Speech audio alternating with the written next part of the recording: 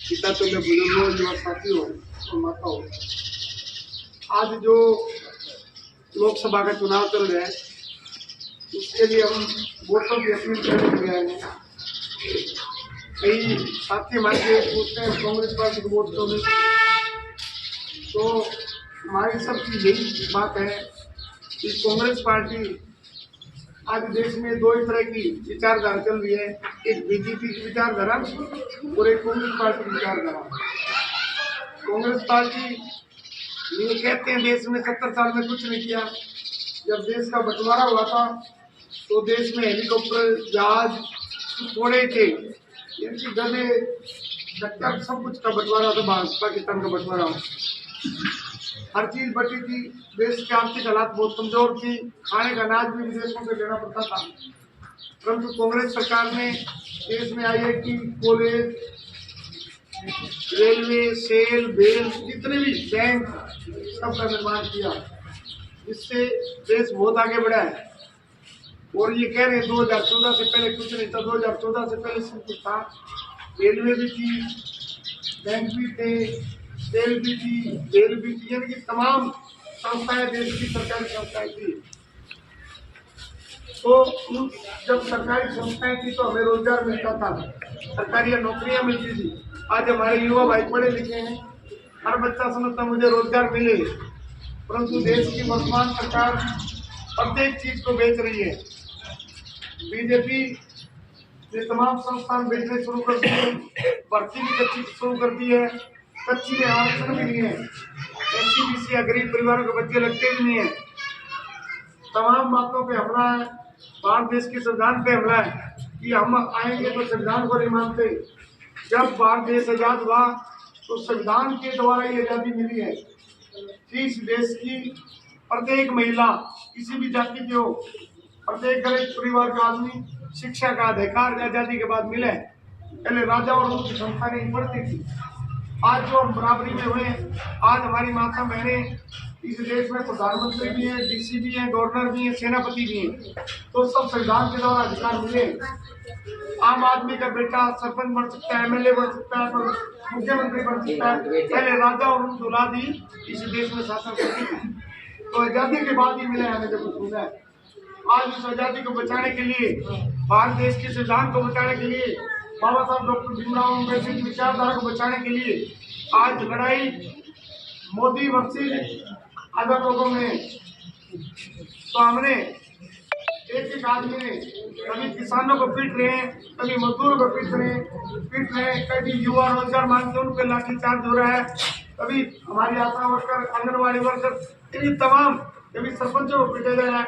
जो भी लोकतंत्र के लिए आवाज उठाता है उसी पे हमला करते हैं सरकारी तंत्र द्वारा। और कोई ज्यादा बोलता है ED, CD, CBI सब सरकारी तंत्र के द्वारा दबाया जा रहा है। तो आज हमारी लोकतंत्र की लड़ाई है, लोकतंत्र बचाने की लड़ाई है। यदि आज भी नहीं सुधरे तो लोकतंत्र नाम की चीज नहीं रहेगी। देश की तमाम सरकारी संस्थाएं हैं तभी हमारा भला होता है। अब बिजली के तार है सरकारी, तो आप दे तो मुंह में तार लगा लें। यदि किसी शराब का ठेकेदार का ठेका है तो अब वो तो बगैर पैसे ले सकते। कोई भी चीज मेट्रो में एक आदमी नहीं चल सकता, रेलवे में आधी दुनिया भरी घूमती है। तो जो सरकारी संस्थाएं, सिविल हॉस्पिटल में कोई भी दाखिल हो जाए, सरकारी अस्पताल में कोई भी बच्चा दाखिला ले ले, परंतु प्राइवेट में कोई बगैर पैसे नहीं दे सकता। तो जो सरकारी संस्थाएं हैं हमारे कल्याण के लिए, इन संस्थाओं को बचाना है, देश की युवा पीढ़ी को बचाना है। जब रोजगार बचेंगे, सरकारी संस्थाएं बचेंगी तो रोजगार बचेगा। आज इन बातों को लेकर के देश में तमाम तरह की जो पार्टियां हैं, तमाम तरह की विचारधारा की पार्टियां हैं, वो सभी लगे हुए हैं। तो मेरी भी आपसे प्रार्थना है, और ये कह मैं कांग्रेस आएगी तो क्या करेगी।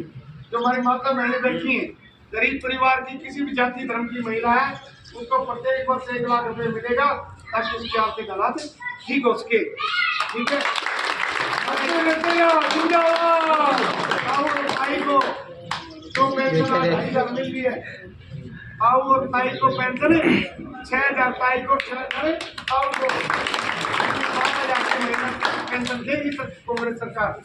हमारे युवा बेरोजगार साथी अप्रेंटिस करेंगे तो 8,000 साढ़े 8,000 रुपये महीने के हिसाब से ट्रेनिंग भी और 1 लाख रुपए प्रत्येक साल। 300 यूनिट खरीदेंगे, जिसके लिए ये वगैरह ये बड़ी चीज नहीं चलाते, उनको 300 यूनिट कोई बिल नहीं बनना पड़ेगा, बिल जीरो आएगा। 300 यूनिट तक बिजली खड़ी होगी। 1100 साढ़े 1100 का सिलेंडर मिल जाए, वो 500 रुपए में देंगे। तो इस तरह की तमाम समस्या है। किसानों के लिए MSP लागू होगी, किसानों की MSP लागू, स्वामीनाथन रिपोर्ट लागू होगी। और जो हमारे माताएं बहनें हैं, इनके लिए तमाम समस्याएं जितनी भी खड़ी हैं, उनके लिए घोषणा पत्र में काफी बातें रखी गई। देश की सरकार ने घोषणा की है कि 23 लाख सरकारी भर्ती हर साल करेंगे। हमारे राष्ट्रीय नेता खड़गे जी राहुल गांधी ने कहा 30 लाख हर वर्ष सरकारी भर्ती करेंगे, तो ये निजीकरण करेंगे। तो हमारे भाई फौजी फौज को भी कच्चा कर दिया। 18 साल का भाई यदि फौज में भर्ती हो गया, 24 साल का 22 साल का उठा देगा, तो 21 साल तो सगाई की उम्र है, 1 साल में सगाई वाले भी नहीं है। इन तमाम बातों को ये घोषणा पत्र में रखे हैं, वो पर्चे लाके बांट दो।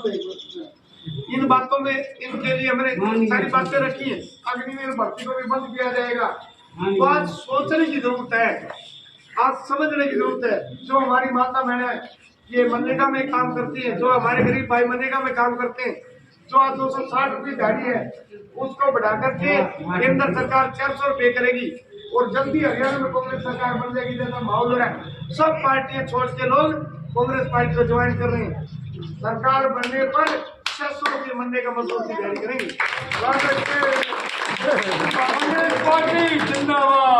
सब बातों को लेकर के आज हम आपके सामने विचार रखने आए हैं। हमारे भाई बैठे सारे कि अजय भाई ने कहा था कि मीटिंग करेंगे, हम सारा इसलिए सर्किट की मीटिंग के लिए आए हैं। बात को आप सब लोगों ने समझना है, युवा भाइयों ने समझना है। एक एक वोट हमने जैसे आजादी के लाए ऐसे करना है।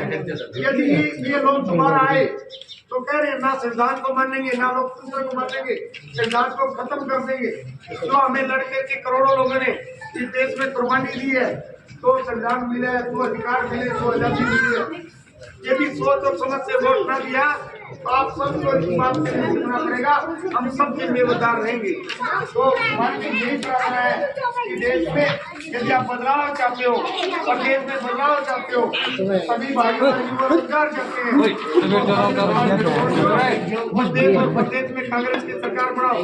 और आज प्रदेश में हालात है कि सरकार अलग मत में 43 MLA रहेंगे, सरकार चुनाव के बाद कभी भी गिर जाएगी।